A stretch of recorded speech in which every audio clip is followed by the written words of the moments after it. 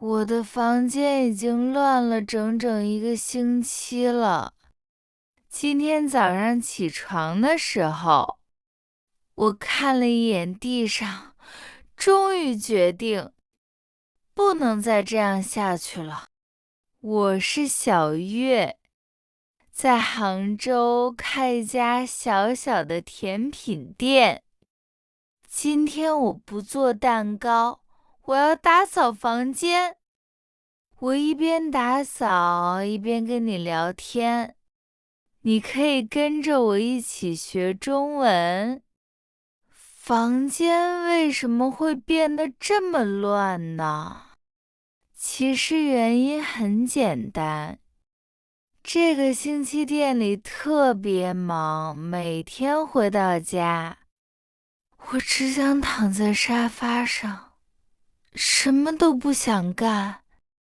衣服放在椅子上，杯子留在桌子上，东西就越来越多了。所以今天是我的大扫除日。我换上一件旧 T 恤，把头发扎起来，再打开音乐。有音乐的时候，打扫好像也没有那么累了。打扫的第一步，不是擦，也不是扫，而是收拾。我把桌子上的东西一样一样放回原来的地方，书放回书架，笔放进笔筒，杯子拿到厨房去洗。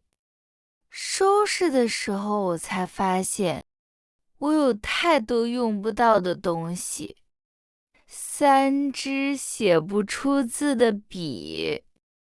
2个没打开过的本子，还有一堆快递盒子。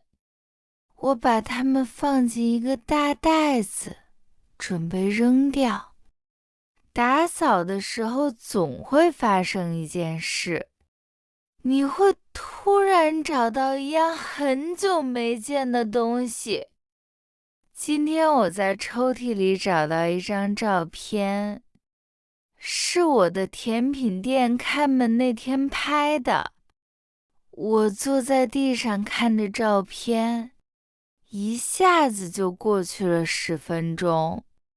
好了好了，不能再看了，还有很多事要做。我拿起一块湿布，开始擦桌子。桌子上有一层灰，擦完以后亮亮的。看起来舒服多了。接下来是窗户，窗户是最麻烦的。我一边擦一边发现，原来外面的天这么蓝。以前我总觉得窗外有点灰，现在我知道了，灰的不是天，是我的窗户。然后我开始扫地。沙发下面和床下面是灰最多的地方。我把沙发搬开一点，扫出来的东西吓了我一跳：一只袜子、2颗糖，还有很多猫毛。说到猫毛，我的猫小花来了。它躺在我刚扫干净的地方，看着我，好像在说：“这里是我的。”我只好先摸摸它，再把它请到别的房间去玩。扫完地，我用拖把拖了一遍，刚拖过的地板还是湿的。走上去要小心。小花当然不小心，它跑过去，在地上留下一排小脚印。我笑了笑，只好再拖一次。地干净了，该洗衣服了。我把这个星期换下来的衣服放进洗衣机，加上洗衣液，按下按钮，听着洗衣机转的声音，我去做别的事情。